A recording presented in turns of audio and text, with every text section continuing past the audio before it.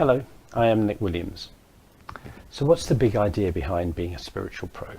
It's really this, that you know that you are so much more than you are living at the moment, that there is an unlived life in you, that there are talents and gifts and potential and qualities in you that you may have unwrapped to some extent already, but you could unwrap even more, that perhaps your life is too small, and you sense there's a bigger game for you to play, not in an egotistic kind of way, but a greater contribution that you can make to life, and more gifts to share with more people, and a bigger impact to have.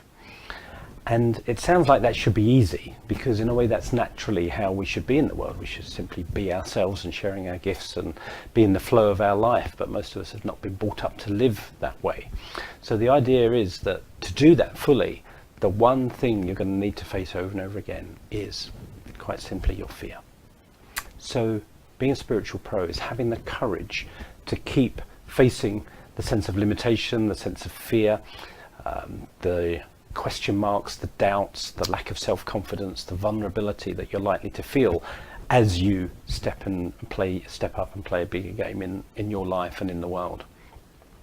And the reason that I care about this so much is, well, two reasons really. Number one, the world needs you. Kind of sounds so simple, but the world needs you. You know, you playing smaller than you are doesn't serve anybody. It doesn't serve you. It doesn't serve the world. You know, I often think that we've been praying for miracles, you know, as we're looking for some divine intervention, you know, God to send down some angels and help sort out this world of ours.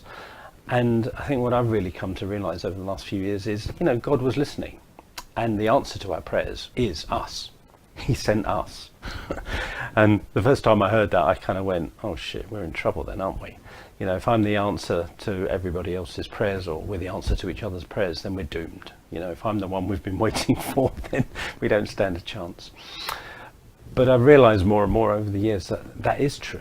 You know, that what's inside each of us is phenomenal. It's actually amazing. So the first thing is, yes, it's true. You know, you can unwrap who you are. You can unwrap your heart and your soul and your spirit.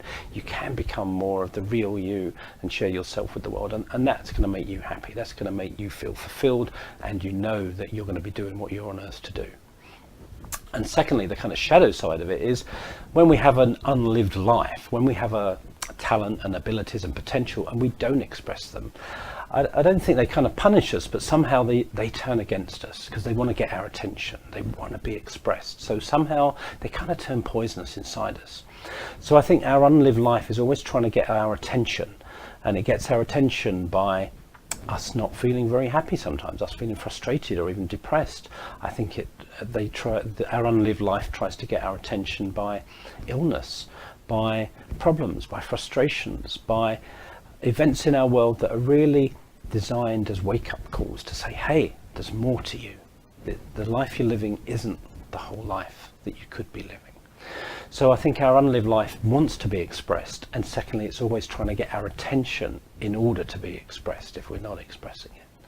So the spiritual pro idea is very simple really. It's finding the courage inside you and the ability and the confidence to show up in the world as who you truly are and share your gifts and talents and share who you are with the world, so that you'll be happier and you'll make your true contribution to life. So what's this spiritual pro all about? Why is it so important? Why do I care about it so much? Here's what I think. I think that perhaps one of the biggest causes of human suffering is our unexpressed love, our unexpressed gifts, our unexpressed beingness, who we are in the world. What we don't express gets repressed and comes out in all sorts of negative ways. The other side of that is, I truly believe that if all the gifts and talents of all the people in the world were unleashed right now, this world would be transformed. It's like we've been praying for a miracle, you know, some kind of divine intervention. Dear God, please make things better. We're the ones to make things better. We're the answer to our prayers. What we need to do is unwrap who we are and express who we are and give our gifts and give our great thinking and give our love and give all the creative talent that we have, and we will solve all the problems that there are in the world. So the spiritual pro idea is like, all this stuff is in all of us already. The spiritual pro is the one who goes, you know what, I know I'm going to have a lot of fear and resistance and doubt, and I know I'm going to have a lot of limitations and ways of holding myself back, and I am going to show up anyway. So as spiritual pros, there are two, if you like, saving graces that we have, two things that really help us on our journey and are crucial and pivotal to our journey. The first is that we're willing to increase our awareness. We're willing to continually grow in awareness. And secondly, we are courageous. We take action before we feel ready. We feel vulnerable and we still take action. So let's look at the first one for a moment. Awareness. You know, most of us know that perhaps our conscious mind is the smallest part of who we are, and that so much of who we are is kind of unconscious to us. We know it's there, but we don't really live in full awareness of it. So as spiritual pros, what we love to do is bring the unconscious into consciousness. So it might be that we've disowned talents and abilities and gifts, and that we're unconscious that we even have. So we love becoming more conscious of our gifts and our talents and our abilities and our skills. And we're also willing to be conscious of the unconscious traps, if you like, the negative thinking we have, the shadow side of us, the side of us that isn't necessarily very attractive and that we'd rather not show other people. We're willing to grow in awareness and go, I can see how I hold myself back now. I can see negative traits that I have. I'm willing to own them and integrate them into myself. So that's the desire to grow in awareness.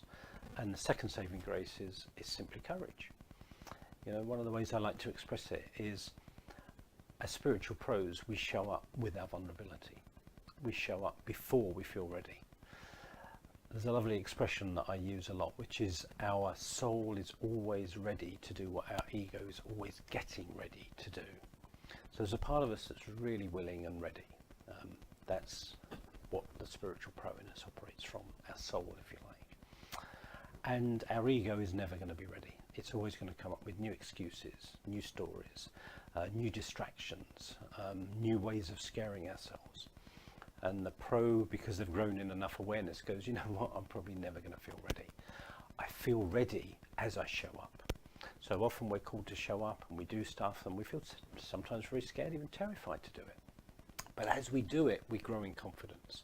As we do it, we grow in self-belief. As we do it, we unwrap more of who we are and we go, wow, look what I just did. Look what I just overcame. Look what the contribution I made. And we love to grow in confidence. We love to grow in awareness. So to us, in a way, our life is our classroom. We don't study and then go off and do something. We grow and we learn by the doing of what we feel called to do. So what's really the key distinction between, say, an amateur and what I call a spiritual pro? Now, for me, the idea of being an amateur is, I do believe we all have a calling. We all have a reason for being here on earth. We all have something to share with the world, or many things to share with the world. And the amateur in us is the one who kind of diverts themselves and distracts themselves from their own calling.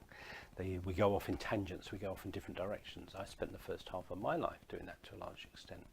I was either running away from what I knew I was on earth to do, or I became a pro in as much as I took on a corporate career and did very well and showed up in the world and was successful and reliable and all the things that I needed to be, but I still wasn't living my calling.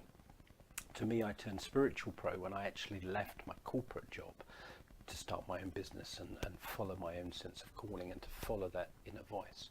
So the key distinction between an amateur, if you like, and a pro and a spiritual pro is that the spiritual pro knows that the direction and the trajectory of their life is usually towards their fears and sometimes towards their greatest fears. So we know that our job is to move in the direction of both our inspiration, which means usually also where there's inspiration, there's going to be fear, there's going to be doubt, there's going to be questioning. So we know we're always being called to grow, if you like, spiritually, unwrap more of who we are. And sometimes that process is very easy and very graceful, and sometimes it's not so easy, and sometimes it's blooming difficult, and sometimes it's really challenging. So the spiritual pro knows the direction they need to keep moving in. So as spiritual pros, we have a different relationship with our fear. When we're an amateur, we go, fear, don't go there, stop sign.